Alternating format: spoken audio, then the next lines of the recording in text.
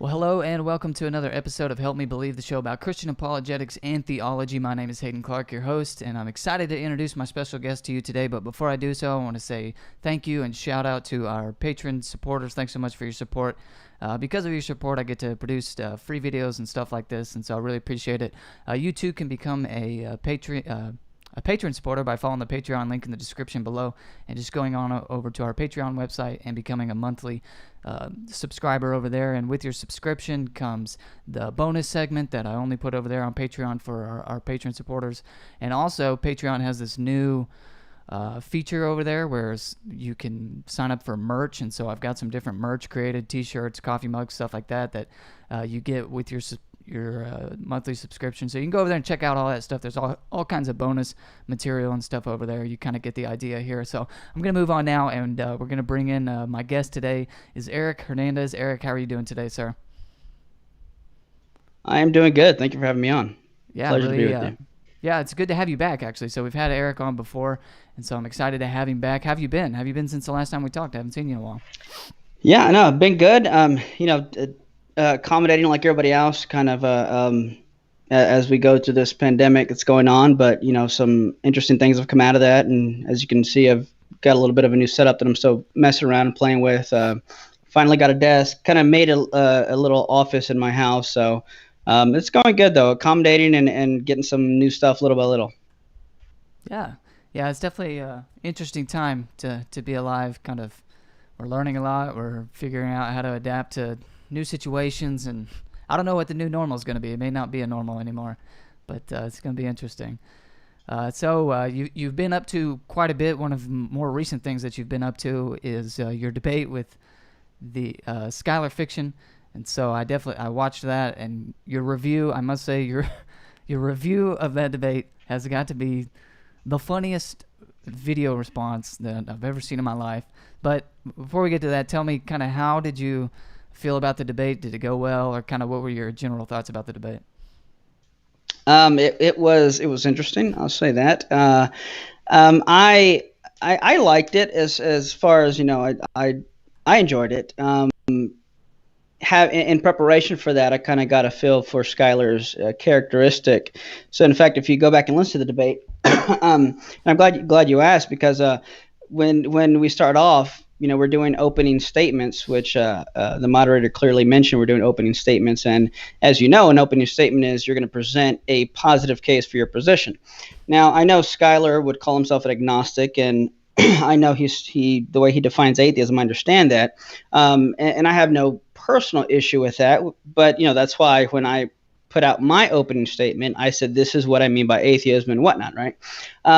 Now, the title of the debate was something to the effect of, are there any good reasons for or against theism? And the reason is because knowing he's an agnostic, he could potentially have a lot to add to the conversation, because he could say something like, well, no, I don't think there are any good arguments for theism because of X, Y, and Z. And I also don't think there are any good arguments for the atheism in the way you define it, or any arguments for against theism position, and he can add to the conversation that way, and we could have had a good conversation and dialogue.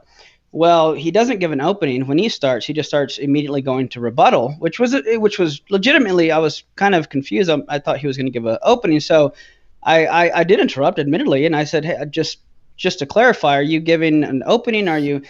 And immediately it's like that. From then on, it's kind of, I don't want to say went downhill, because I don't think it went downhill, but it went from 0 to 60. I'll put it that way. And then as soon as he started, with some remarks, you could hear me say, "Wow, you're already starting."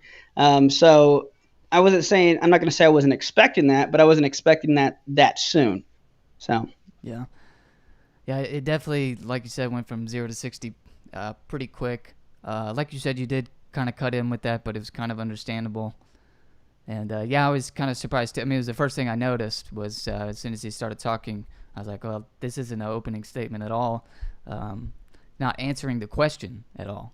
Like, that was the biggest thing for me. It was like, you're not answering the question at all. You're going straight to tearing down Erick's argument, which is part of the debate, but it's at a different section in the debate. First, you need to give your positive argument here, but And I wouldn't have even minded if he would have said something like, well, I wasn't aware we're going to give openings, so I didn't prepare one. But I'm just going to go ahead and just keep on with this flow. And I said, okay, fair enough.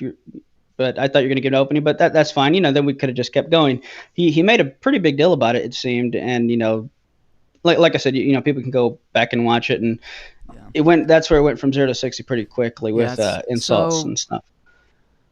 Let's see how I want to put this. So at one point, actually multiple points, he mentions the male sexual reproduction organs. How do you deal with somebody who's responding like that, who's saying things like this, and you're like, I gotta think what's going through your head is, I came here for hopefully a mutually beneficial intellectual dialogue and debate, and this is what I'm getting in response. How do you even deal with that? Because I think my response would just be to either shut down and just be like, this is a joke, I have no rebuttal, or to get angry or something. So how do you deal with it? So good question. Yeah. So, and of course, this would apply to just how do you deal with any kind of personalities like that? I will first say a debate's not for everybody. I've never set up my own debate. I've never asked to debate anybody. Anytime I've ever debated or anything like that, it's been by request of somebody else, a third party setting this up. So I'd say I don't go looking for debates, and debates aren't for everyone. Second, sometimes that comes with the territory, especially kind of when, especially if you're going to read YouTube comments.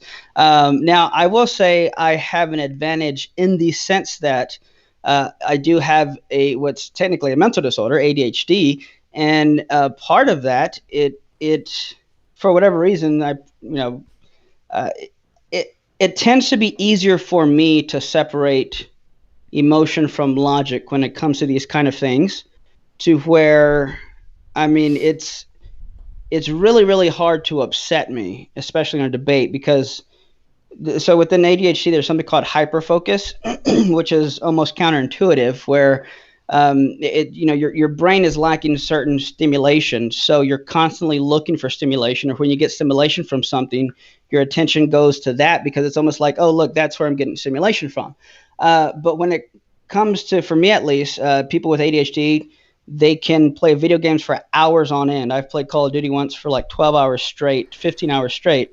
And it's because when you find something that just captivates your attention and stimulates you, it's almost like you lock onto that, and it's hard to get distracted from that, because usually with ADHD, the reason people get distracted, kind of squirrel kind of a thing, is because they're lacking stimulation, and whatever stimulates them, they want to focus the attention there, and then that stimulation only lasts for so long, so they keep looking for stimulation.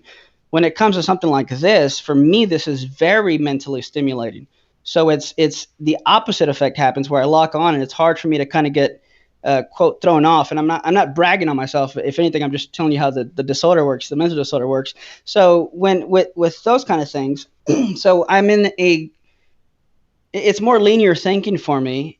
So when someone brings up something like that, it doesn't get me upset. I start laughing because I'm like, well, how does that apply to the argument I just gave? It doesn't. And it just makes me laugh. It doesn't upset me. And again, just being on almost like a one-track kind of linear thinking, then my next thought is, why would you bring up something like that and then call him out like I did? I after he went to that extreme, I said, I appreciate you doing that, because that shows when people do something like that in a debate and start like slinging mud, that shows everyone else that they have no response to the argument and they have nothing more to say. I said, so I appreciate you saying that. Yeah. Yeah, no, I think you're exactly right about the part about if you have to resort to ad hominems or vulgarity or something like that, it's almost like it's less about the morals of it. It's more about just you clearly don't have any response, or you wouldn't be resorting to this kind of tactic. And it also shows that, so I want to debate, or I want to dialogue at least. I've never gone looking for a debate like you said either, or anything like that. People have asked me to debate, and I've turned it down before. Or they'll ask me to have a conversation, and I go and look at their stuff, and what they mean by conversation is a debate, and not a very good one. And so I've turned them down before, but I want to engage in these sort of things because one of two things. I believe I have the truth right now, and so I want to share that with other people. I want to convince them. And secondly, if I'm wrong, I want to find out. But just sticking with the first one there, I think I have the truth and I want to share it with other people and convince them, which is the same thing other people want to do with me that disagree with me. So I don't think there's anything wrong with that. If that's your aim, then you're clearly not going to insult the person that you're talking to, because it's counterintuitive or it's counterproductive. If I'm trying to convince you that your position is wrong and you should adopt my position because I'm right, insulting you is not going to motivate you to open your mind and consider my position. And so that's kind of just a psychological point. That's why it's irrational to do it, because you're saying you're in a debate, and the objective should be to convince the person that you're debating as well as the audience that you're correct, and doing that's not going to convince them. So yeah, you're absolutely right. In fact, it's to get technical, it's a non sequitur. There's times where I've often agreed with what they're saying. Where people might say, like one time someone says something like, well, you're short and it looks like you work out, so you probably did that because you had this insecurity complex and you dress nice and wear suits, which I get from the thrift store, by the way. In a debate once, I actually had during Q&A, it was one of my first debates at a church, some guy, an atheist, came up and read a few verses from the Bible about trusting in God and not money and something like that, and storing up your treasures in heaven. And then he said all that to say, and yet you're telling us to trust God when you're wearing a very nice suit that I probably couldn't afford. And he starts going on as if he's trying to make this point about, I guess, money or nice things. And a few people in the audience were laughing because people who were there knew me and knew where I get my suits from. And so I let him finish his question, and I said, well, first thing I'd say is I appreciate the compliment about the suit, but it only cost me $15 at a thrift store a few miles away. I could take you there if you'd like. I'll buy you one if you want it. Yeah. Yeah, no, really. But yeah, to what you're saying, it's a non sequitur. So when people go to that kind of a thing, it's best to, like you're saying, it doesn't do anything for the argument. And if you want to, you can even go as far as to say, well, hey, you might be right here. But going back to what I was saying, that maybe you're right. Maybe I did, start dressing nicer because I was insecure about myself. You're probably right. So back to my argument, and you bring it back to the topic. Yeah, that's what I would do when people will call me biased. I was like, yeah, okay, I probably am, but that doesn't make my belief true or false. So I don't know why we're bringing that up. To Slam RN in the live chat, these are new ear pods. They were also cheap. The other ones had blinking lights on them. Literally had a comment saying they weren't going to watch because of the blinking lights on my ear pods. So I got new ones. Let's see. I got distracted. Sorry, that's that ADHD. That's that squirrel complex. I have that too. So you mentioned a second ago, debates aren't for everyone. We are going to get to the arguments for the soul, by the way. Sorry, but I do want to ask this question. You said earlier that debates aren't for everyone, and we're fixing to find out if debates are for me or not, because I have one scheduled for July with a Godless Engineer on Jesus mythicism. What advice do you give for debates in general, not just dealing with non sequiturs and ad hominem attacks, but just what advice do you give for debate? So I'd first say don't debate something that you're not comfortable and very familiar with. Debate something that if you had to right now drop if someone said, hey, could you debate this topic right now in 5 minutes? Now I'm not saying, you're going to say yes because you don't want it, you want to prepare. But in other words, if you hypothetically could say, yeah, I could debate this, in 5 minutes, let's do it. Something that you're familiar enough to do something like that. Now, obviously you don't want to do that, but the point is something that you're already familiar with, so that in your preparation process, you're not necessarily trying to learn new stuff. There's nothing wrong with learning new stuff, but the preparation should be more so of learning your opponent's arguments, learning your opponent's tactics, his demeanor, because a person is people are creatures of habit, as they say, and whenever people get a certain way, it's usually always because of a similar type of stimulating thing that's happening or triggering, and I don't mean that in like the political triggered sense, but like, for example, if someone starts getting more hostile, you can usually look back and look at every time someone's getting hostile, and you say, oh, this person tends to get hostile when this topic is brought up, or when they're called out in this way, or when they think they're looking bad in debate. And this person tends to laugh at the other person's argument, and in that person's mind, they think laughing at your argument is a sign of strength. So little fun fact here, when I debated David Smalley, I noticed he did that a lot. I noticed that one of his tactics was something like, you give an argument, and a well-articulated argument, because he's had some really good people on his show, and they've given well-thought-out arguments, and his response is literally something like, oh my gosh, you can't be serious. And the Christian just gets kind of flustered and like, oh, well, and then they try to repeat the argument again. Well, wait a minute, saying you can't be serious isn't a response, right? So with that in mind, it was kind of things I was already kind of prepared for to look out for. So if you go back and watch that debate, it's on my channel. I think one of the first times he did something like, I gave an argument against why I think atheism can't be true. And his response was something like, oh, you can't be serious. Oh my gosh, that's ridiculous. And I said, I know, that's why I'm not an atheist. And, of course, then it totally took the wind out of his sails, and he laughed. He's like, no, that's not what I meant. And he starts laughing. I'm laughing too. But at that, it took all the wind out of that tactic, so to speak. And it kind of took away one of those. So in other words, you kind of pull back the onion layers with that person, and you can kind of just see if that's all you, or he would, in another instance, again, and this is just also applies to the question of raw and preparing in debate, is, you want to prepare for and listen to, put it this way, train your mind to learn how to listen for arguments as opposed to mere assertions, claims, or statements. A statement is not an argument. An assertion is not an argument. I disagree is not a rebuttal. So, for example, again, I gave an argument with David Smalley. I gave this argument, and then he said, well, I just disagree. And I said, well, yeah, I know. That's why I'm on your show. Like, of course you disagree. And he said, well, that's just false. I said, okay, or no, he said something like, well, you're just wrong. I said, okay, show me where, please. Yeah. And, there was silence. And he's like, well, I mean, it just doesn't add up. I said, no, I understand, but go on, like continue. Because, usually people, when they get away with stuff like that in the past, it's usually because they have Christians who are quick to respond. Take your time. Understand what the other person's tactics are. Listen to what they're saying. Make sure you understand their position enough to where you can articulate it back to them.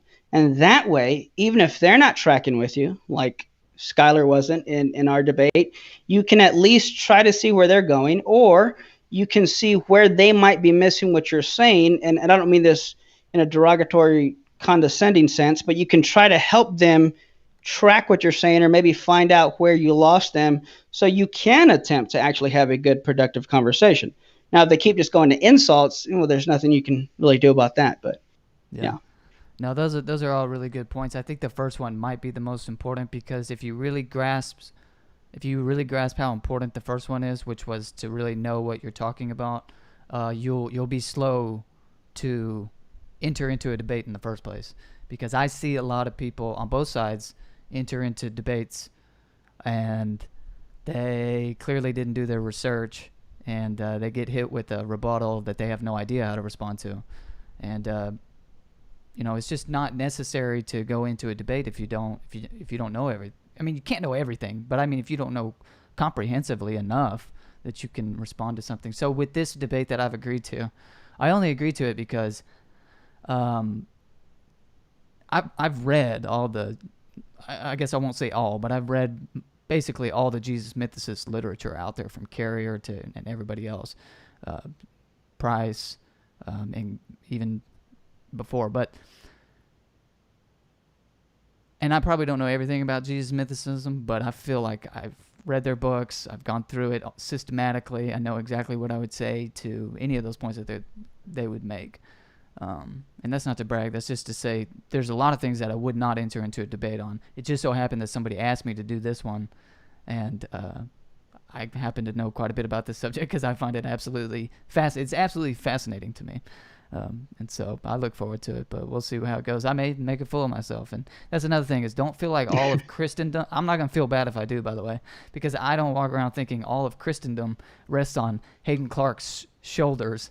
And if he says something stupid or looks like a fool, Christianity is just going to fall apart. It's a cathedral that's been standing for 2,000 years. It's not coming down that easy. So don't put too much pressure on yourself out there, people. But we could talk about, we should have done a whole episode on debates and stuff like that. Yeah, that would be good. I would just say, I don't think you're going to make a fool of yourself, Choppy, but that's fine. All right, and we are back. Sorry, folks in the live chat. The stream got interrupted for some reason, and that's happened a couple of times. I'll look into why. I'm right next to the router. I don't know why that happens. But anyway, let's get into the soul, which was the topic of this interview today, even though we've been talking about debates and different things. But there's a lawnmower right outside here. Can you hear it, Eric? Eric, well, I think sorry. There you are. No, I had it on mute. Yeah, I can hear that. It's probably one of my relatives out there, so sorry about that. Oh, can you really hear it? Yeah, I can hear it, but I have these headphones right now. I did cut grass for the longest time. I cut grass for since I was like 12 or 13. Only stopped, when I got this full-time job. But sorry. I don't know what he's doing so close to my window, because he's supposed to be way over there. But anyway, so what is your best argument for the existence of the soul? Sorry, I feel like very unprofessional right now, so I'm a bit flustered with myself. But anyway, so let's move into the existence of the soul. What is let's just say, what's the argument that you gave Skylar, or if you have a better one that you want to use here? But what's your argument for the existence of the soul? Well, I don't know if I'd say I'd have, quote, one argument that is maybe that, quote, the best. I honestly think they're all equally powerful, just because I think they're so commonsensical. But I guess the one that I use a lot, because kind of easier to use, that won't take a lot of unpacking. Like if I just have a few minutes with someone, it's one or two. It's either just talking about consciousness, showing that consciousness isn't physical, and or showing that you are more than a brain and body via something like the indivisibility of personhood. So let's start with the indivisibility of personhood. I could say something like, if I'm talking with someone, I'll ask in an informal way, without the syllogism, I would say something like, well, I'm either just a brain and body, or I am more than that, like a soul. And I ask the person, if you chop off my arms and legs, am I still a human being? They say, yes. Okay. I said, well, so I'm not 50% of a human being. No. Okay. So it would make sense to say that I have 50% of a body, but it wouldn't make sense to say that I'm 50% of a person. It follows then that if I'm just a brain and body, then technically when I lose 50% of my body, I would be 50% of a person. But if I'm not, then it means I'm more than a brain and body. I'm something like a soul. And that's really informal. Of course, we can get into like the syllogism of the argument and the more technicality of it. But I think just something as simple as that, at least, gets your foot in the door to where people start thinking in those terms and in that way. Mm-hmm. That if I'm not identical or reducible, I put it this way, if I am identical or reducible to my body, then these things would follow. But we know these things don't follow, therefore I can't be reducible or identical to just a brain and body. I must be something more than that.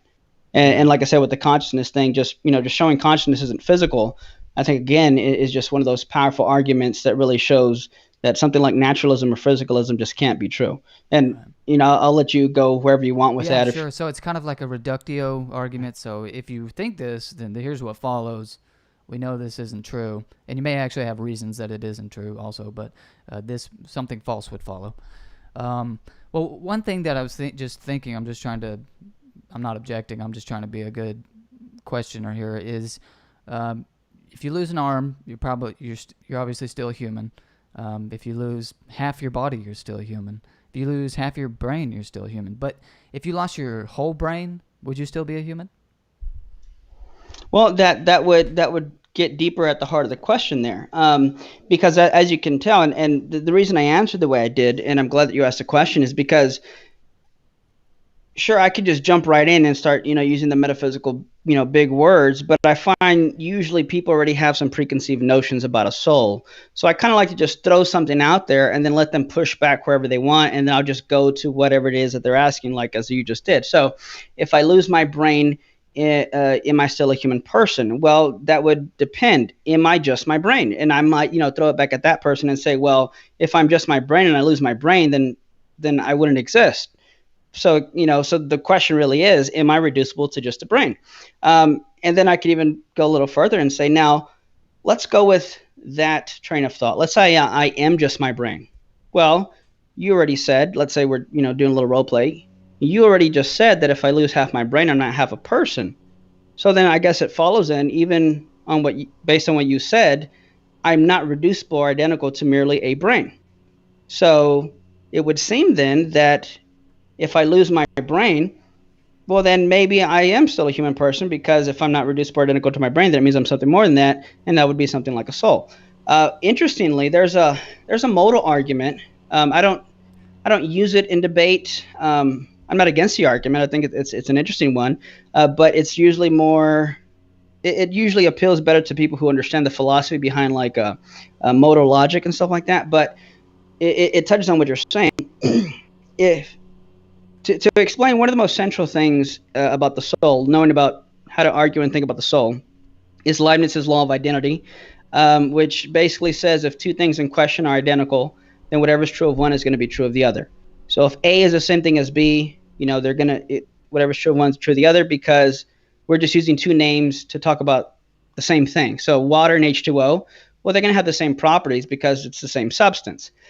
Okay, so that being said, if there's at least one thing true of one and not the other, then it follows they can't be the same thing. The illustration I usually give is, say there's two bottles of clear fluid. One is labeled chemical X, the other is labeled water. They're both clear fluids, and I think, they're the same substance.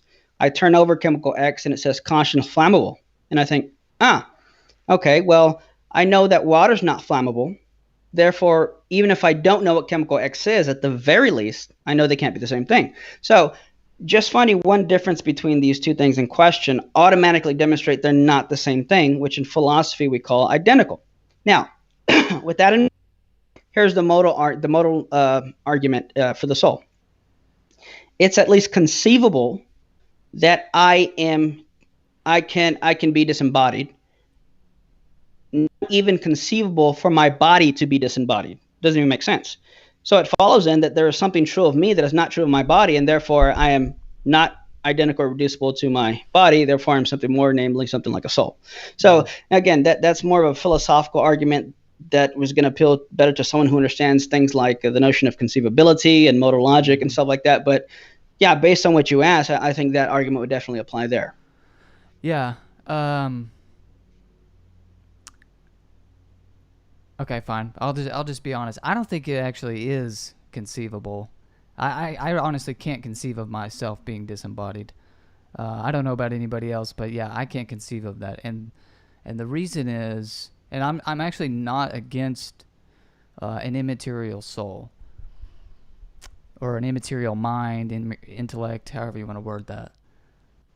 I'm perfectly content with that. I'm not against anything, but I'm saying I might actually be convinced that our mental processes are immaterial or something like that, or we do have an immaterial mind or something like that.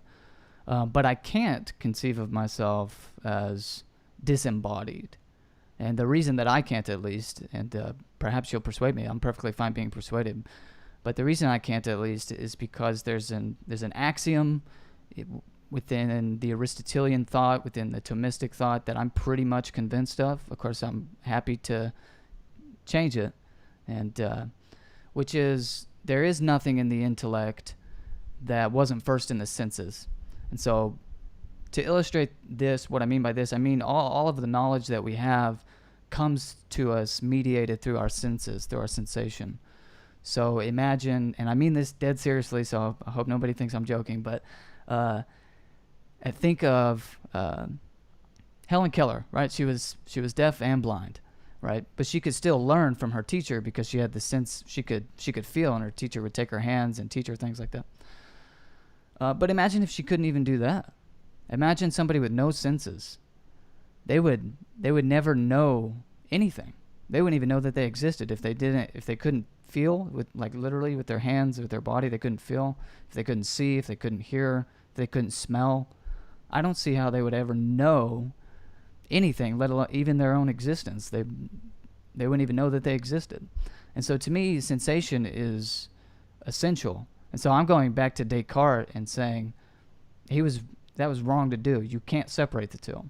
Or which really goes back to Plato, perhaps with substance dualism. So I guess I'm denying substance dualism, and saying I don't see how I think sensation is an essential property of human beings, and that there isn't another way of putting it that someone in the Thomistic tradition a way they would put it is to say the mind doesn't know anything.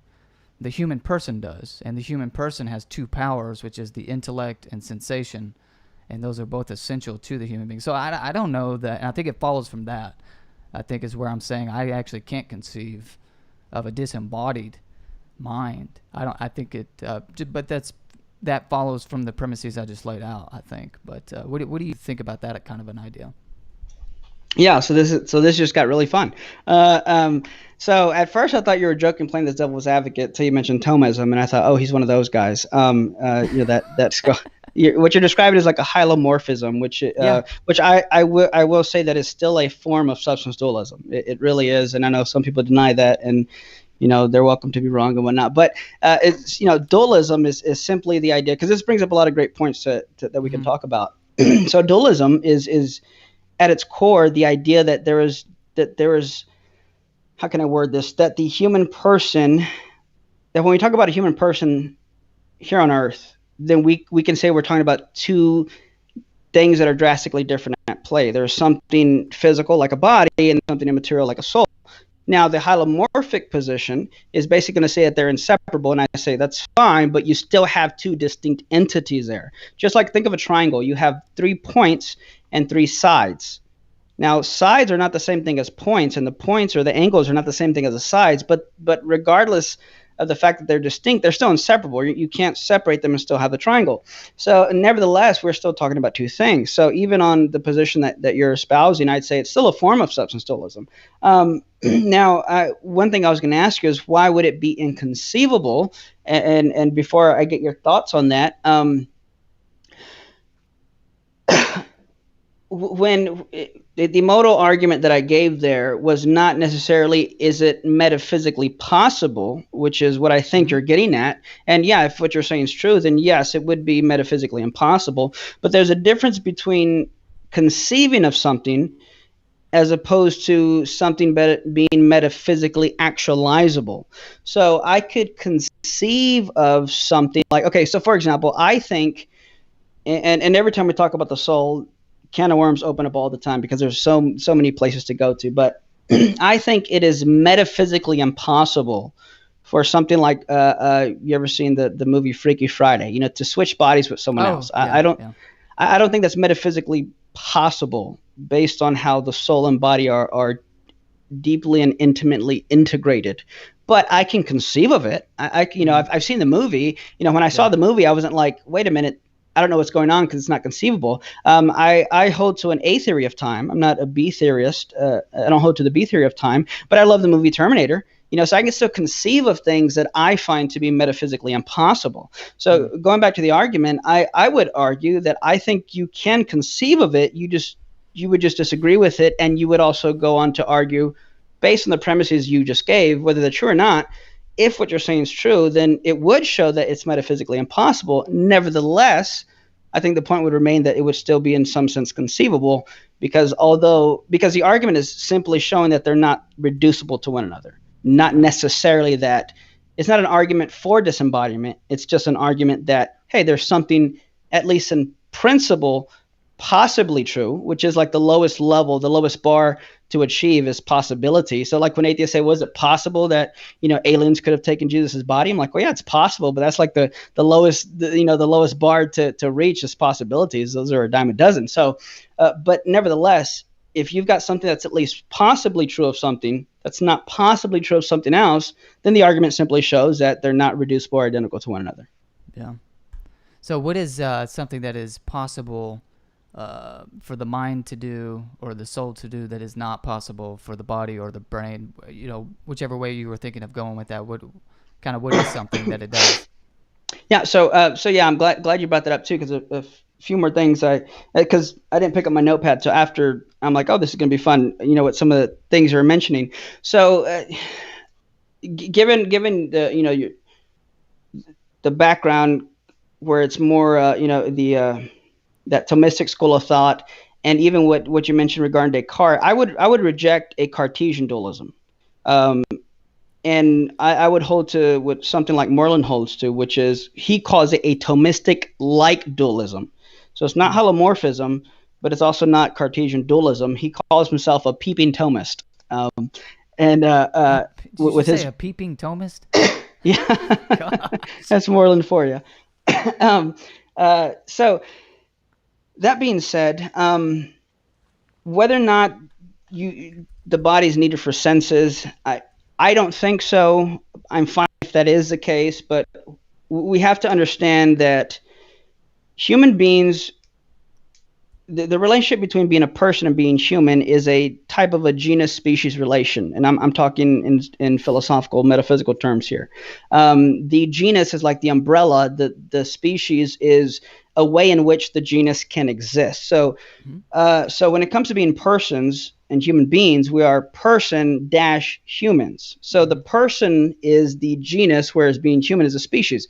Why is that relevant? Well, because God is also a person, right? He's three persons. So you have God being a person, but he is a divine person. We are human. We are persons, but we're human persons. And you could say, and then angels, I would say, would be persons, but they're angelic persons. Now, given that we fall into that category of personhood, to go back to the conceivability aspect, it's conceivable to me that angels and God, being persons, experience sensations without ever having bodies. So, but setting that aside, again, I don't necessarily have a dog in the fight. But you also get into things like a priori and a posteriori knowledge, because you're saying all knowledge is going to be derived from the senses, and what I'm about to say can still be accommodated with what you're saying, and again, I have no problem with it. But there are some things that we can come to know about without any type of, basically in an a priori way, without having to go investigate it or touch it or have any kind of senses. Another just a point to touch on, back to what you were saying, is talking about Helen Keller and her touching things. What's interesting about the body is that ontologically speaking, I'd say first the soul is prior to the body. So when I say the word mind, and when I say you say the word mind, to me that you're just talking about a faculty of the soul. So the soul is a substance, and the mind is a capacity of the soul. Now, being that these things come first, I think we can even see that when we even try to describe physical properties. For example, when you talk about hardness, the property of being hard, at some point when you keep peeling back the onion layers of what it means to be hard, you're gonna hit bedrock, and that bedrock is gonna be a mental experience. So hardness is technically just a description of what you are mentally experiencing. So you can't even describe anything physical without appealing to the mind. And yet I would say that you could for the most part, perfectly describe the mind without necessarily appealing to anything physical. So now in terms of how we gain knowledge, which is what you were saying, which one comes first, I don't have a dog in the fight. I don't think we necessarily would need a body, but don't hear me saying what I'm not saying. I'm not going to like a Cartesian Gnostic view where I'm saying that we don't need the body. I think the most natural state of the soul is to be embodied. So I think we were made to be embodied, and that while in the body here, that's how we were created, and that's how we do experience the world around us and whatnot. Now your question was, name something the mind can do that the body can't, or something like that. Is that right? Yeah. So actually, real quickly, since it took so long to get to what I actually asked Eric. No, I'm just kidding. But I did. Yeah. Yeah. We're So having I think fun. that Love it. actually, there's at least the Thomists that I'm familiar with would say that and they do believe that the mind or the soul can be disembodied. I think they're special pleading. I think their premises should lead them to say, no, it can't. But I'm young and definitely young in this school of thought. And I think they're really just trying to make it fit with what they think the Bible says. And I don't think the Bible necessarily teaches that, but I could be wrong. Anyway, so I don't think that actually follows from their premises. The Blackwell Companion to Substance Dualism. Nice. Yeah. It's up in the air for me. I'm fine with it. There's a lot of things that don't make sense to me about substance dualism. The one I mentioned up front being one of the biggest ones. That I just, because it's the essential break. You're saying that they're what you essentially are. I don't know. Do you agree with Descartes that you are essentially a thinking thing? That you just are a soul. You are your immaterial mind. Yeah. So I'm not fully on board with what Descartes saying. Although so in Descartes' mind, there was like not much of a deep connection between the body and soul. For something like the position Moreland would hold, it's more deeply integrated. So for Descartes, the soul was pretty much just the mind. I mean, that's when you say soul, it's pretty much talking about the mind. When I say soul, I'm talking about something much richer and deeper than just the mind. Now, sure, the mind plays a very big role in it, but metaphysically, technically speaking, I am not just a mind. I am a soul, which is a self and part of that soul has a capacity of consciousness. And my soul does, quote, more than just have a mind. So, for example, so to answer your question, yes, I would reject Descartes' version of that type of substance dualism, especially when you get into the relationship that the soul plays to the body. I hold to the Traducian view of the soul, which, again, can get really, really technical, but it's pretty close to the hylomorphic position in some sense. But basically, it is that the body. Here's how Moreland puts it. The body is an outward realization of an internal structure. So my body is in some sense a reflection of the capacities of my soul. So it's actually my soul that drives the information of my DNA, because DNA is just, some would argue that DNA is not even something physical, it's information. And it's actually the soul that drives the formation of the body. That gets really technical, that I'd probably have to go brushing up on that aspect of it, because I don't talk about it too much, Sure. just because it doesn't come up in your casual conversation with the soul. But basically, you have the soul that's driving the formation of the body. So when people ask me to give some application here, people ask me, when does the soul enter the body? For me, that's an incoherent question, because on my view, a body cannot exist unless there is first a soul. Even if the two come into existence simultaneously, the soul is ontologically prior to the body, even if not temporally. So it's the soul the reason the body exists is because the soul had to have been there, at least ontologically speaking, in the first place. So it makes no sense to say, when does the soul enter the body? Because there can be no body without a soul. Yeah. Yeah. I think for me, it's just, it's okay. So it sounds like you don't want to go, you see Descartes as having a huge gap between body and soul. I haven't reduced them, but I have made them essential to the human person, that a human person is essentially a rational soul and also a body. I honestly don't think you can have a human person without a body or without sensation. And you're sounding somewhere between. I don't know where, but yes, somewhere between.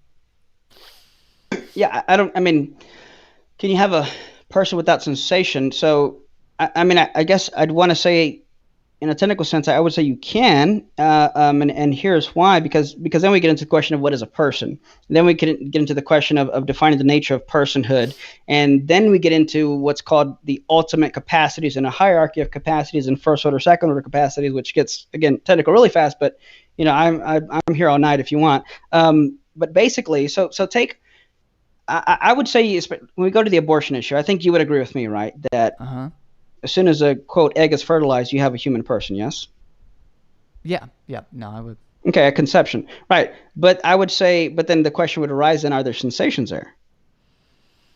Yeah, no. So I think I'm not saying that you don't have a human person if you don't have sensation. I think I'm saying there's no human person without the body. And one way of getting to this is that you have to have your body to even have these intellectual faculties going on. Like you're talking about the intellectual, the immaterial mind doing things and saying things and whatnot. I'm saying I don't think the immaterial mind is going to do anything without sensation. So I'm really just trying to say these are two of the same thing. So I'm not saying that the form of a person is what Aristotle would call the soul.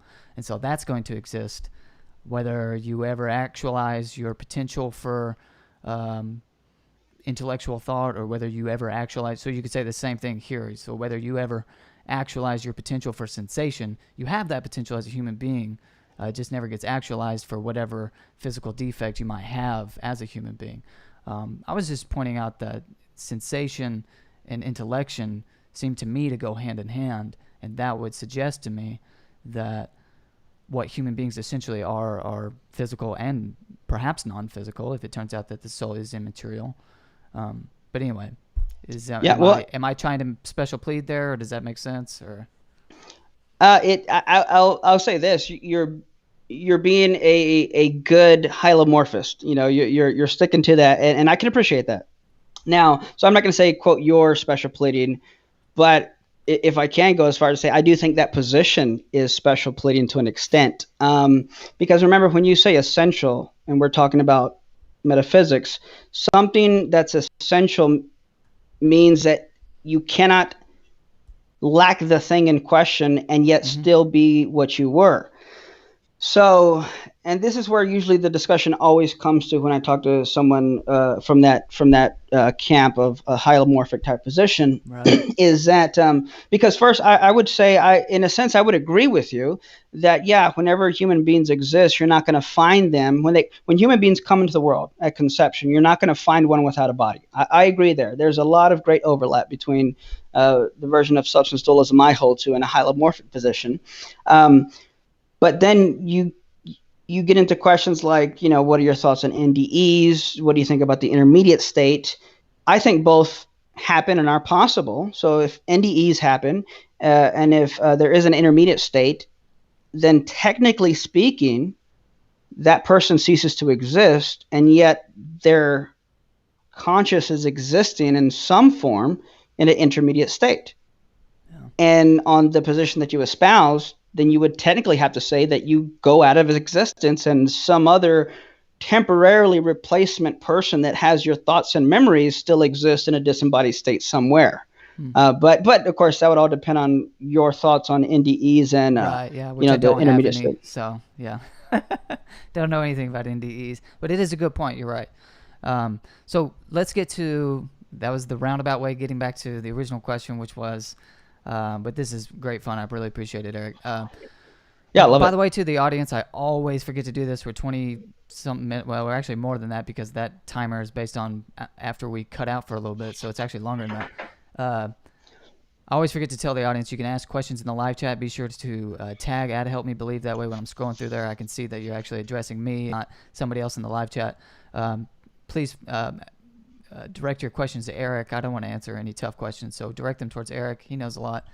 And I don't want to answer any questions either. So he's not taking questions tonight. No, he is. He's already got some in there because I was scrolling a second ago. But we'll get to those near the end. Maybe I want to get to some other things, but as quickly as possible. What are some things that you see that the immaterial mind does that couldn't possibly be explained by a physical process or something like that? I think everything just about. So now when you say immaterial mind, just to explain it in the way my position would understand that is, you're basically saying, how does the soul do X via the mind? Because when we talk about faculties of the soul, the best way I know how to explain this is by the illustration of, look at your body. If I said, part of your body, you could say your tongue. What part of your body sees? Your eyeballs. So when I say your eyes see, I'm not saying your eyes somehow are come off your body and do something different, and your body and eyes are two different things. I'm saying your eyes being a extension or part of your body, that's the way in which you do X, Y, and Z. In the same way, the mind and the spirit are faculties of the soul, that anything that falls under an intellectual conscious category is going to be via the faculty of the mind, just like anything that is visual is going to, all things being equal, come through the faculty of my eyeballs on my body, so to speak. Now, I'm not so. Again, I think this would even relate to what we were just, what I had just mentioned previously, NDEs and your the intermediate state. If you were to die, God forbid, you and I were to die right now, I think we would still exist in an intermediate state, disembodied. Are we still thinking? Yeah, we don't have a brain. We're made in God's image, and I think part of what that means is that a lot of our faculties that we have as persons is because He has those faculties as well. In fact, what's funny is I use this point kind of as a way to get people thinking of the relevance and importance of something like this, because, and you may disagree, I don't know, but again, it's one of those talking points that I pull out whenever I'm teaching on this subject, especially to people who either don't think it's important or don't care or whatever, but they're there for Sunday morning service and I'm the preacher, so they have to listen. I'll say something like, do you need a brain to think? And usually people say yes. And I say, okay. I said, so you can't think without a brain? Yes. Okay. Your brain thinks, yes. Or I'll say, point to what part of your body thinks. Sorry, that's what I say. And usually people do this. And I say, okay, your brain. And then after asking a couple more questions. I better not. Yeah, go ahead. Oh, please go for it. No, I'm not. Go for it. Shoot me a text later, I guess. And I say, okay, so your brain's a part of your body thinks. And then I say, does God have a brain? And people kind of get quiet. And I say, well, the answer is no. We're not Mormons, right? God doesn't have a body. And I say, well, wait a minute. But does God think? Yes, of course He does. The Bible says His thoughts towards us are more than the grains of sand. So how is it that God can think without a brain just fine, but we need brains to think? Now it at least gets people thinking, whether you agree with it or not. At least gets people thinking. And I go to the point that sometimes we don't take these things seriously, to the point where we allow some type of a naturalistic perspective where we reduce things to merely something physical. And, we claim that we can't, that, and I'm not saying you're saying this, but, sometimes, we bite into the fact that we're just brain and body, and we can't think without a brain, and it's our brain that thinks, not our soul. And we go to a church service and we worship a God that has no brain and yet thinks just fine, and we're made in His image, and we never at least let these two thoughts come together and wrestle with Him. So I think, now that's not to say that there's not a correlation. I think there's a very deep integration and correlation. When you look at things like neuroplasticity and cognitive behavioral therapy, I think that is a perfect illustration of how the image is going to have on the material brain. Because usually people point to just when you get brain damage, it affects consciousness. Absolutely. It's rarely ever talked about that the opposite happens as well. When you think differently, you can literally change the chemistry and neural connections in your brain. Jeffrey Schwartz, who's now a believer, wasn't a believer at first, who's a leading neuroscientist in the world, who actually believes in the soul and integrates that into his neuroscience, and is one of the leading researchers in cognitive behavioral therapy. And if you're not familiar with that, I encourage you to look it up, because I don't want to take too much time. I'll let you run and go wherever you want to with it. But thinking differently, you can actually change the chemistry that's in your brain, which is very helpful for people who struggle with things like anxiety, depression, and OCD and things of that nature. Yeah. So another reason, and one of your statements there naturally brings up. First of all, I remember to say, and we don't have to go into it because I actually want to get to some other things, but I would actually deny that God is a person, or that God, obviously there's the Trinity. That's a whole nother subject, but because you specifically mentioned it. But whenever you were saying God thinks and things like that, it made me think of that. And I think that God has knowledge and thinks as well, but in a totally different way than we do, because He's not a person. But that just comes down to one of those essential things that we would have to discuss. What I wanted to bring up really was... do you mean He's not a human? Is that what you meant? Yeah, because I would define person as something embodied, yeah. But that comes back all the way back to what we were talking about. Yeah. So the distinction of human and person, so I'm saying He's a person but not human. Uh-huh. Yeah, so I think it probably would just be a definitional thing. You might be defining person as something I don't know, but how would you define person? Very, very good question. So there are certain, like I said, it's a genus-species relation, and classically throughout, if I'm not mistaken, throughout church history, God has been conceived as a person, something that is personal. And I know that doesn't help too Okay, much. well, I would agree with that, but I was gonna say actually, I would be on the classical theist side of things, and this, and the classical theists often critique William Lane Craig. I'm gonna go ahead and guess J.P. Moreland on being theological personalists is what they'll call them. Yeah, and that's not what I'm appealing to, because I think even classical theists would say that God's personal. He's the most personal being that exists. Yeah. Right. So then I think at minimum we could say that that's, at least for the sake of time and conversation, that you can't be personal without being a person. I'll put it that way. It depends. Okay. Yeah, but I see what you mean. And I agree for the most part, I think. But what was interesting to me is talking about the correlation between the brain and the mind. And I actually asked you this question at a conference that I went down there with you guys. And the question was, if there is a positive correlation between the brain and the mind, shouldn't the natural conclusion be that so goes the brain, so goes the mind? So or vice versa, so that if the brain dies, shouldn't we conclude that the mind or the soul also dies? Yeah, I don't see why that would be the case, because someone would first have to make a case that the two are necessarily coexistent. But I think, but I don't see why that would be the case. The illustration I like to give. Sure. Sorry, if you really don't understand it, let me try it again. I think there's a positive correlation, and so you were mentioning you can poke and prod the brain; it's going to have an effect on the mind. If you hurt the brain, you're hurting the mind. Whereas if you heal the brain, you're healing the mind, or something like that. And so there's a 1-to-1 ratio. There's a positive correlation.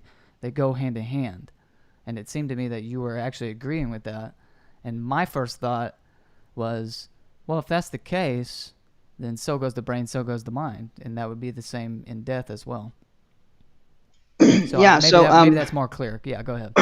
Well, I understood that part. What I was saying is I'm not saying I don't see why, or I wasn't saying like I don't get what you're saying. I'm saying I don't see why what you're saying would have to necessarily be true, because yes, there's a correlation, and it's a two-way correlation. The brain can affect the mind, and the mind can affect the brain, and I think that even goes into an argument for free will. What I'm saying is I don't see why, based on that, therefore, we must conclude that necessarily the mind and brain are essentially coexistent, to where you cannot have one without the other, or at least the mind without the brain. To try to give a simple illustration analogy, and of course these things only go so far, but just for the sake of making the point that just because there's a correlation, I don't think it therefore follows there's a necessary coexistence. If I'm listening to the radio, my radio is able to pick up the wave signals, and as I adjust the knob and the antenna, it's going to affect the way I'm receiving the signal. I can destroy the radio, but I don't think it would make sense to say, and when goes the radio, so goes the radio signal. Well, no, the signal's still there. You just can't access or pick it up. So I think, in other words, that would be my brief way of at least showing that I don't see why, just because we know there's a correlation, absolutely a two-way correlation, it doesn't follow that therefore that also entails a necessary coexistence. Okay, so with the analogy that you gave, I think the radio signal still exists because there's some transmitter somewhere giving it off. But if you were to destroy that transmitter, the radio signal would go. And so I think a better analogy would be the radio playing music. So as soon as the radio goes, the music's going to stop. And so I agree that there are two different things. Can I push back? Yep, go ahead. No, I laugh because like I said, that's why I kind of preface by saying illustrations only. Oh yeah, only I was going to say I meant to say that too. Sorry. But what you said actually made me think of something else. So perfect. I love this. This is fun. So let's say that antenna tower that you're mentioning, let's Uh-huh. call that God, and he sustains us in existence. Uh-huh. So then that kind of fixes even that problem, I would say, as long as God sustains you in existence, which is a case for anything and everything that exists. I'm sure you would agree there. Then even if, quote, the radio is destroyed, that antenna tower, being God, is still sustaining me in existence. And I wouldn't be, quote, annihilated out of existence just because just because the radio is destroyed. As long as that bad boy antenna is keeping me there, as long as God keeps me in existence, I don't see why that couldn't be the case. Okay, so I was trying to move the analogy. I get exactly what you're saying, and at least in principle want to agree with it. The reason I don't is to use the analogy we were just using. There's a few things in place. There's the transmitter, which is God, and it's giving off the radio signal, which is entering the radio and then causing, let's say, music to play.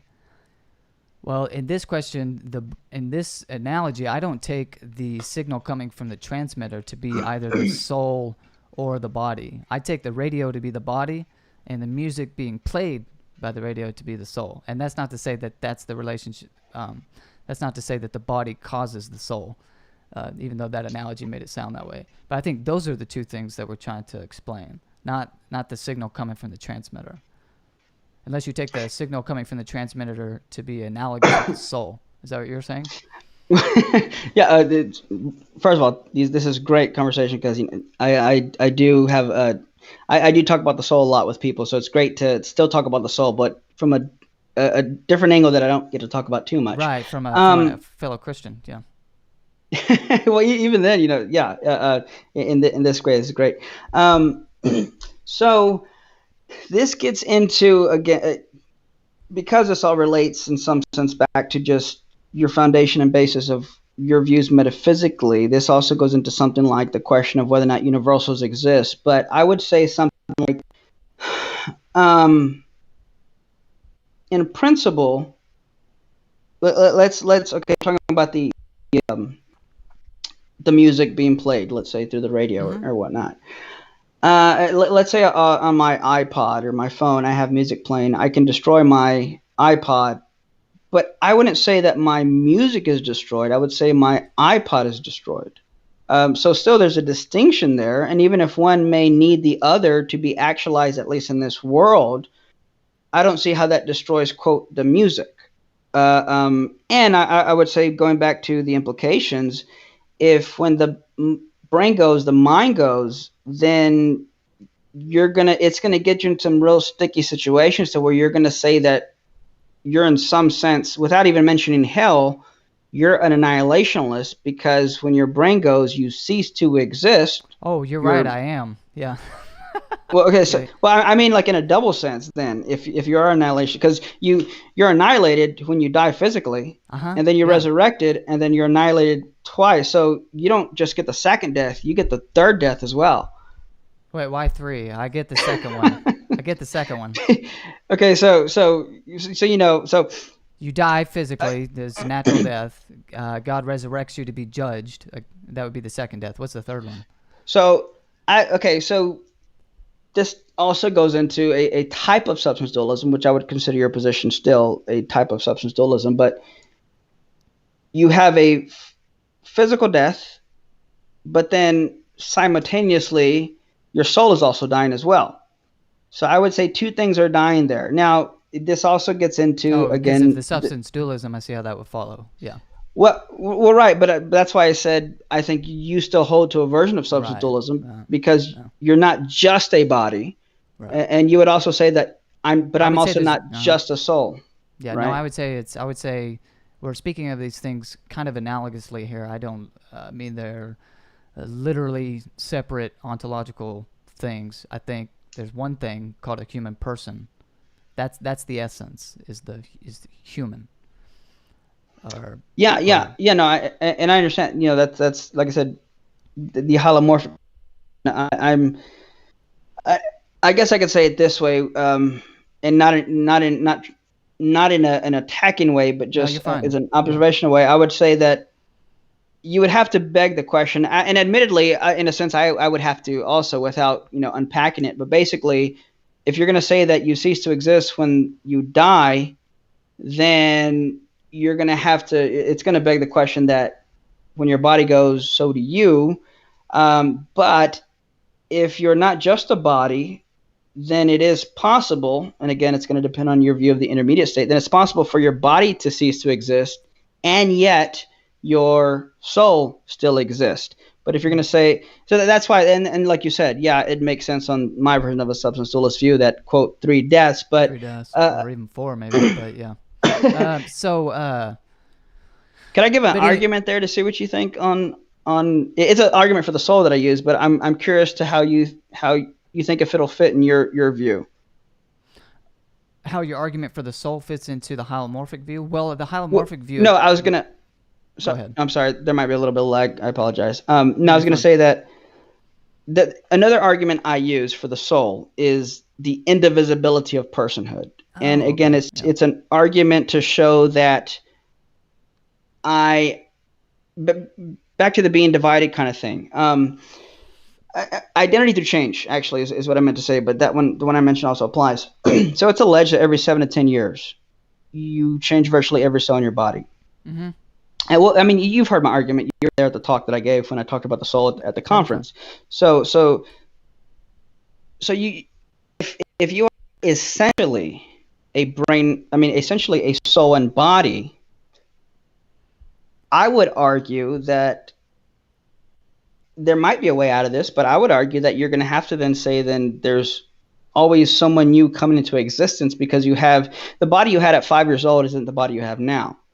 If there's a continuity of identity throughout that change of part replacement, then you must be more than a brain and body. But if you are essentially more than a brain and body and a soul, but if you are essentially a brain, body, and soul, or let's just say body and soul, then whenever you change that body, I would argue that it would seem as if then you're gonna then one person ceases to exist and a new person comes to be that just looks just like you and has your same thoughts and memories. I don't know. I mean, I see what you're saying.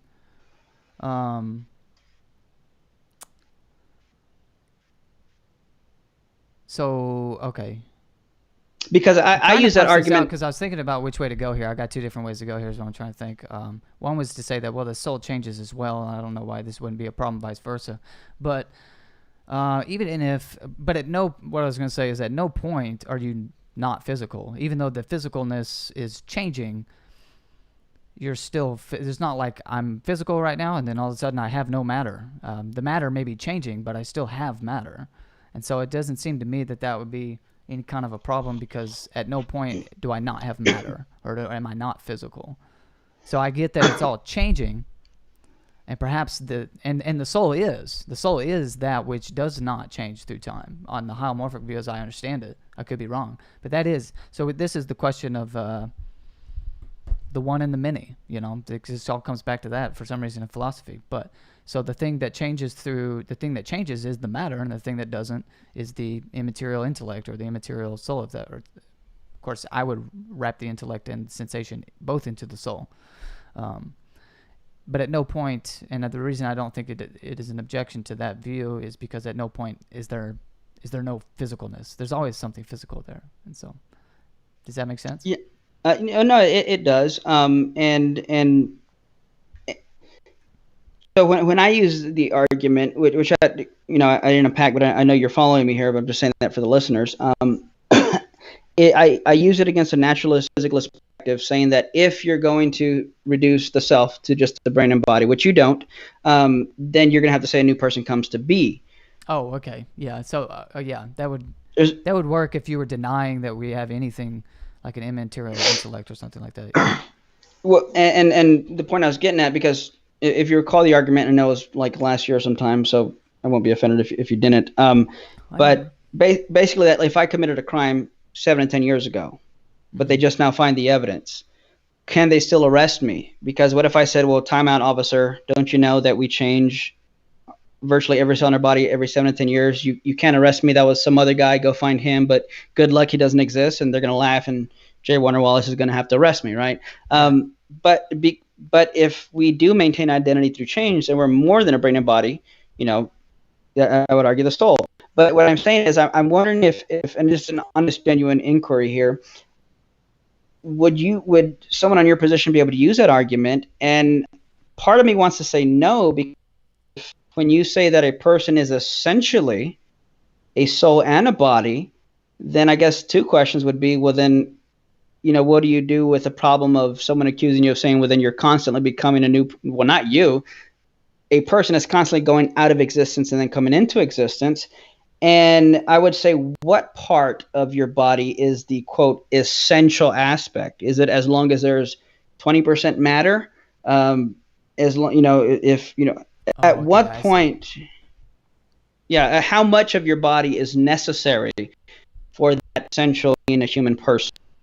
Okay, so I think the difference here in just the conundrum that you've set up and the way that I would deal with it, potentially, we'll see how it goes, is to say, I see what you're saying. If I was saying that I am essentially this piece of matter, then I can see how that would... Sorry, I got stuff popping up on my screen. I'm trying to fix crap over here on my Mac. If I was saying that I'm essentially this piece of matter, and then this piece of matter went out of existence and a different one took its place, then it'd be like, now I'm a new thing. Or now I'm essentially this piece of matter instead of that other one I was talking about a second ago, and now I'm like special pleading, or I keep saying special pleading, like, sorry, I guess that's my new catchphrase. But now I'm just making exceptions and things like that. But I'm not saying that, I don't think. What I'm saying is just that I'm essentially physical. I'm always going to be physical, whether it's this piece of physical matter or another one that comes into being like you're talking about. I'm just always going to be physical. I can't conceive of me not being physical. So I think physical and spiritual, right? Yeah, no, I'm perfectly content. I do wonder about the arguments that you give. I'll be honest with you. I don't have objections to them, but I am just curious with neuroscience and things like that. I wonder. I don't want to set myself up, and I'm not saying you're doing this, Eric, and you know that, but I'm saying I don't want to set myself up in this dogmatically, and then something, say, scientifically comes out, because I don't have a problem with the alternative. And you probably don't either. I'm sure you just want to know what's true, and you really think this is true. I assume that. But my thinking is, let's say it did turn out that we're only physical things. That wouldn't bother me one iota, because I think our final destination as Christians is going to be a physical state. God's going to resurrect our physical bodies just like he did Jesus's. And so if it turns out, I see the philosophical problems with reducing everything to atoms, reducing everything to material, and that's why I'm happy to put myself in a camp like holomorphism. But if it turned out that I was wrong, it wouldn't bother me one bit. Would it bother you? Yes, in a nutshell, yes. I would argue, and I know there's different positions on this, and I appreciate, I'm loving this conversation. So I think doing something like that gets into some of the things I already mentioned, like identity through change. In order for there to be genuine change, there has to be something that underlines the change and remains the same throughout part replacement. And I would argue that would have to be the soul, because the body doesn't have that continuity. So I don't even, where do I want to go? So I think, in other words, I think that if we're just physical, a lot of problems pop up. One being that we're already talking about is that once you die, then you're gone, and the person God resurrects isn't you. It's a lookalike. It's a clone, if you will. And then we even go into metaphysics of, can something come into existence twice? I don't think so. I know I've heard Moreland say he doesn't think so, but you had a beginning. Mm-hmm. But if what you're saying is true, you're going to have an end and then begin again. Well, then which one of those was your beginning? And I'm not using that necessarily as an argument, maybe as this might be a problem for that position. So I don't think there's continuity of identity. I think you lose free will if there's not something that is just more than physical. I argue that, as you know, that consciousness is not physical. So, and again, these could fit well on the hylomorphic position, at least the fact that there is something immaterial more than the physical. The problem I think we separate is what happens in that intermediate state? Is your identity change? Who is going to be resurrected? Because if I made a clone of you, you're obviously two different persons. Mm-hmm. Yeah. It seems like that's what's happening in my mind. I know I'm simplifying it, admittedly, because it's a lot more technical than that. But yeah, it seems like doing something like that, it's not you being resurrected, it's a lookalike you being resurrected. Yeah. So the good thing about being the host of the podcast is that you don't have to answer questions if you don't want to. You can just switch to a completely different subject, which is what I'm going to do now. So, gotcha. No, do you have any concluding? I'm going to go to the live Q&A and try to get some questions from the audience. Do you have any concluding remarks on the soul or anything you wanted to say that I didn't ask you or you didn't have the opportunity to say? Not necessarily. I really, really enjoyed this. It was not expecting anything different. But when this whole pandemic hit, everybody's been doing online stuff more, and most of the time I'll talk about the soul with somebody. But I don't think I've yet gone to this aspect of the soul. There's so many different way it relates, but we as always, we're just scratching the surface here, but no, I appreciate that. What I really appreciate about you is that you ask probing questions, and I love that because I think that's what makes a conversation interview good. It gets the person, even when especially when there's core disagreement. You didn't talk about my testicles like Skylar did or anything, but oh God, yeah. No, not yet. Anyway, I mean, we're not done yet. That's true. But yeah, no, and these are, and of course, I think the soul, in my view, is one of the most central issues. I'd argue there is no soul. There can be no resurrection. I think Christ's example was the first fruits, and we know there was an intermediate state there. Now, you could say, oh, but it's Jesus, it's different. Well, I'd say, but it could only be so different because if it has to be in some sense relatable to us if that was the first fruits of what we're supposed to have and experience. So anyways, there's a lot more to be said, I'll put it that way, that we haven't touched on. But I think when we look at Christ, when we look at the intermediate state, when you ask the question, can a person exist without a body, and then probe further into, well, what part of the body is essential? If I miss a finger, am I still good? Yeah, you're still good with the finger. Okay. At what point am I ceasing to exist, kind of thing?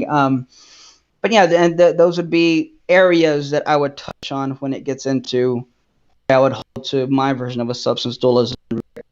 And I would just say, and I haven't even finished reading this thing because I go through chapters. I reread chapters quite a bit. But yeah, the hylomorphic position is talked about in here, emergentism. You have some of the brightest minds in the world, on this book. And that would go into the different types of views of the soul, like substance dualism, hylomorphism, and people can check that out. It's Blackwell, so it's going to be scholarly, it's going to be a lot of technical words, but, hey, life's short, why not jump in? Yeah.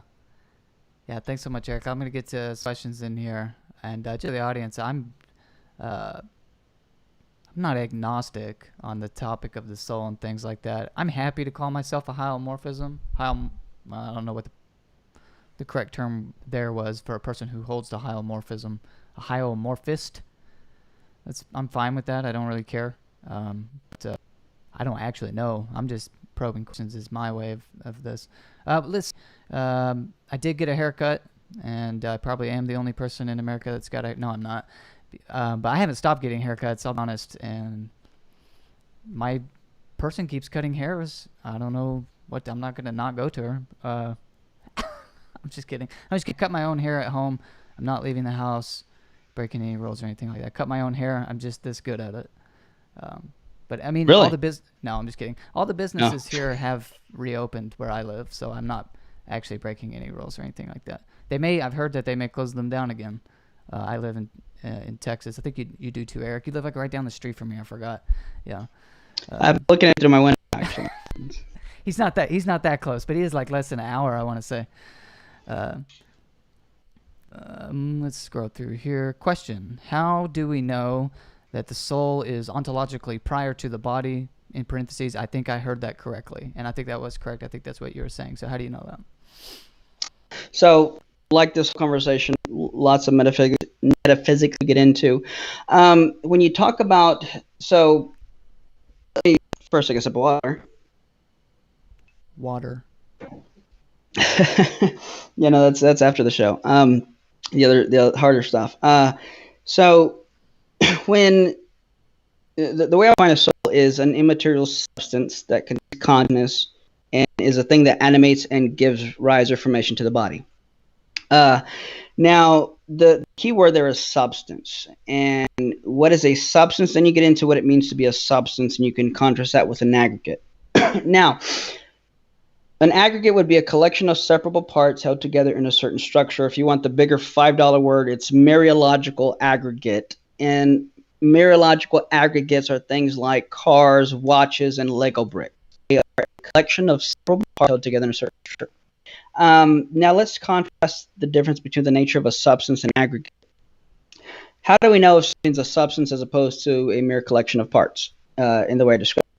Well, by finding out which comes first, with part of the whole relationship. So here's a way of thinking of it.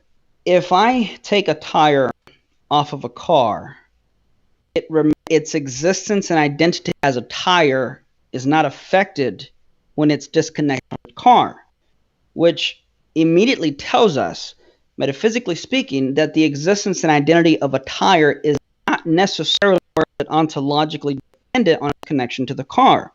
If anything, you have the car as a whole that is necessarily dependent on its existence and identity and even structure of its parts. So with aggregates, you have the parts which have their existence and identity ontologically prior to the whole. With substances, it's different. How so? If you were to cut my hand off, then what's going to happen is it's going to cease to exist and lose its identity. And how do we know that? Because within a few days, it's going to start deteriorating and it's going to cease to exist. That would tell us that the parts like my hand is its existence identity is ontologically grounded in its connection to the whole, which means here's an example of where you have a whole prior to the parts as opposed to an aggregate where the parts are prior to the whole. So for substances, again, when a pup is born, its eyes aren't fully developed, its ears aren't fully developed, and yet you still have a dog. And if you God forbid it lose a tail or something like that, or an arm, I'm still a human person. Shows that I am a whole that is ontologically prior to my parts. Again, when you contrast that with aggregate, the same thing. When you take a wheel off of a tricycle, then that tricycle ceases to exist and a bicycle comes into existence, which again shows that for aggregates, its existence and identity is ontologically grounded and dependent on its parts, whereas substances, you have the whole ontologically prior to its parts. Okay. And the body would be the parts in that sense that are separable parts. There are separable and inseparable parts. Yeah. So that's one way we can know how that's the case. I think you kind of answered this there at the end of our original questioning and answering. But Doug from Pine Creek asks, what good is it if you gain theism but lose your soul? An example, how does this relate to Christianity? Dougie Fresh, my man. Good hearing from you. So you're right. Does the soul just have to do with theism, or does it have any? What is the relationship to specifically Christianity? Well, I think she might have asked this prior to the end of our discussion, but I would argue if there's no soul, there's no resurrection. And this is something that when I debated Dillahunty, about a week before the debate, the soul, the atheist came out and said that himself. So I appreciated that he understood the relevance it had. I'd like to understand this because I'll be honest with you, I don't quite understand what you were getting at, but go ahead.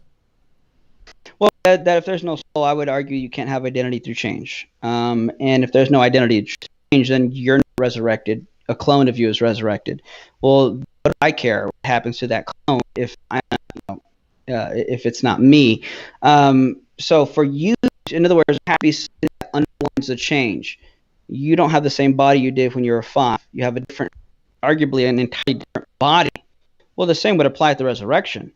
If you're still the same person, then there must be something more than the body that is grounding, underlying that change, that keeps and maintains and grounds that identity change. I would say it have to be a soul. So if there's no soul, I would argue there can be no resurrection of you, It's just God recreating someone else. So like if God were to just destroy you now and wipe you out of existence, and create a look-alike, I don't think it would be fair to say that he has recreated you. He's just recreated a look-alike of you. I would argue if there's no soul, then you don't have resurrection. You have a look-alike recreation. So I think it's very important to Christianity and central to that. And I think it's, at least in my mind, it's obvious the implications that it would have towards theism. And I would even say and I've used it as an argument against atheism. And if you don't like me saying it that way, the argument there is no God. I would argue there is no God, then the most logical, consistent position is that physicalism is true. But using modus tollens, if there's no God, X would be true. X is not true. Therefore, there is a God. Or atheism is false, basically. So yeah, I think it has implications and relevance all around. Very good. I'm gonna have to go back and listen to that because I don't have time to really concentrate on what you're saying and then respond in like, because I'm trying to read these comments at the same time. But this one's actually for me. But this is my friend Jonathan Depew asks, if God doesn't have a body, then how do we affirm that Jesus is the second person of the Trinity, lest we make an unwarranted separation between the Son and Jesus himself? And I think this, and I happened to see the preceding comments that they were talking about me denying that God's a person. So I think that's the context in which the question was arising. I would say that the classical position on this is to say that God is not a person because he is wholly other than we are. God is holy, and that Holy, meaning he's completely different and separate than we are. It's not as if there's this category called persons, and underneath it are God and human beings over here. I would say that we're not the same thing, only different in can't think of the word I'm trying to think of here, but not different in degree. We're different in kind. We're totally different. God is totally different than we are. He's completely other than we are. I don't think that collapses knowledge of God. I think we can still know God exists and things like that. But essentially what God is, I don't think we could really even possibly 100% grasp what it is. What he is, like his ontological status. I don't think we could really grasp our minds around that because we don't know. I don't think we can fully grasp what a being that has never not existed and never won't exist and is immaterial and all this. I don't think that we could possibly grasp completely what that is with our finite minds. And so I really just want to, in some sense, protect the holiness of God and say that he's not a person because that term applies to us. And so it can only apply to both of us in some kind of analogous way, not in a univocal way. He's not literally a person. He couldn't be, because then we'd both be under the same category as persons, and I don't think God belongs under the same category as us at all. I think he's completely other. So that's my, maybe this fits with what Eric and other Christians want to say too, but I'm just saying that's my initial drawback from it is, whoa, I don't think God's a person because we're persons. As far as the Trinity goes, I think that the Orthodox belief has always been, of course, I'm using the word Orthodox there, but I think the Orthodox belief has always been that Jesus was incarnated, that he became flesh. And so I think it's perfectly fine in saying he wasn't, prior to that, he wasn't flesh. Maybe you want to say that. I don't have anything against that. But I don't think that God essentially is a body. A material. I don't think God is essentially material, and that's a pretty standard belief. There's been, how that works out with the incarnation has been talked about for the last 2,000 years, but the assumption has always been the reason that this conversation about the Trinity, about the incarnation even happens is because we know that God is not essentially physical. So how could it be that he became physical in Jesus? So I think the Son pre-exists and exists in a state that is not physical, and then he became flesh in Jesus, in the body. Eric, do you want to say anything about that? I'd say, we obviously disagree on take that classical view. So there'll be a lot of disagreements there. He just texted me and said, I'm going to press you on this after the interview. Sorry, go ahead. I have a fidget spinner in my hand because I was starting to on the pen. My medicine is worn off around this time of day. So I mean, yeah, I would just say that I have a lot of disagreements. I almost completely disagree with the classical position, but I think, that I can appreciate the sentiment of everything you're saying there. And I did a discussion. It's on my YouTube channel. I forget how long ago, but I did quote have a discussion, argument, whatever you call it, with another believer on this classical theistic position of God with respect to Molinism, and I would just encourage you to go check that out, where we talk about the view of God you're arguing, and then how Molinism would relate to it, because he thought that was an argument or point against Molinism. But yeah, just leave it at that. Let me see. You're the host. Your show.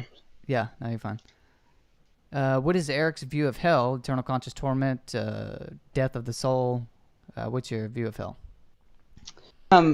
Yeah, I reject annihilationism. I admittedly have not studied or taken the time to study as much as I'd like to.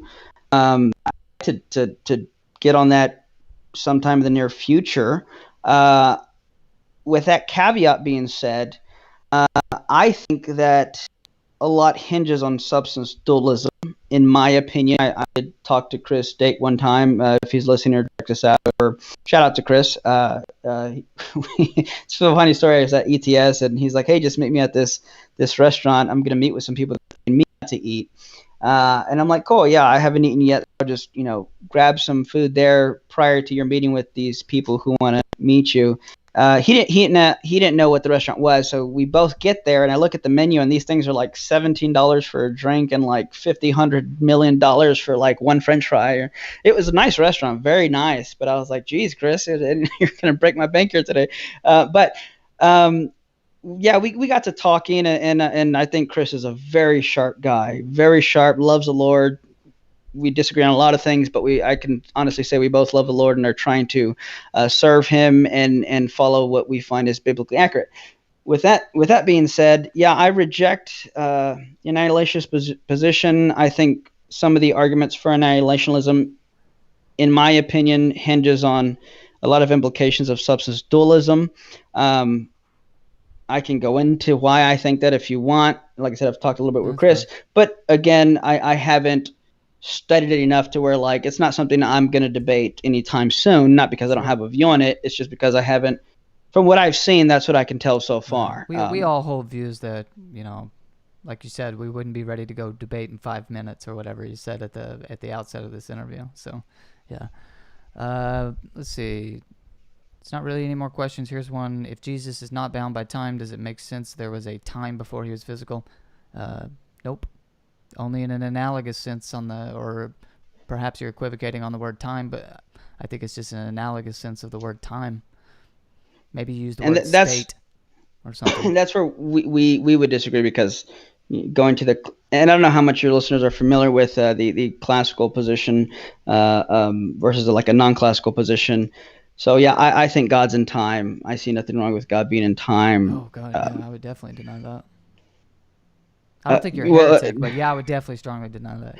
Yeah. Well, if you, I'll ask this: if you pray to God for an hour and He listens to you for an hour, how long was God listening? He's been listening since all eternity. That's what I would say. Yeah. Okay. Yeah. Not that I don't want to get into it, but I just think it. I'll refer to Craig, stuff that Willem and Craig has said on it about like, when he created the time, he kind of by default, so you can give little things like that I perfectly understand. It's difficult to understand. And then I could say to Craig, who wants to say this being was initially changeless. I can't even wrap my mind around how something could be initially changeless and then suddenly it is changeable. Well, this is where to me that's just like what it could not possibly be both. But this is where, and hopefully I'm not taking the gloves off here, but this is where I disagree strongly with a lot of the classical position. I think there's, and admittedly I say this of other doctors that like with Calvinists who I disagree with. I'd say some of it seems to be based on bad metaphysics or a misunderstanding of metaphysics. And of course, the same could be said towards me, and I don't mind, and we can fight afterwards or whatever. But there's a difference between intrinsic change and extrinsic change and potential change, and there's changes between relations. So, nothing about my essential nature is going to change. But there could be contingent, accidental changes, and you know what I mean when I say basically contingent changes. So, I wasn't a father until obviously I had a kid. Well, there was a change. We can call it a change, but it wasn't as if something intrinsically changed that affected my nature. The only reason that change was possible because I had it in my nature in the first place. So I like to ask questions to people who hold your position. I like to ask this question. I'm curious of what you say. Was God a creator prior to creating?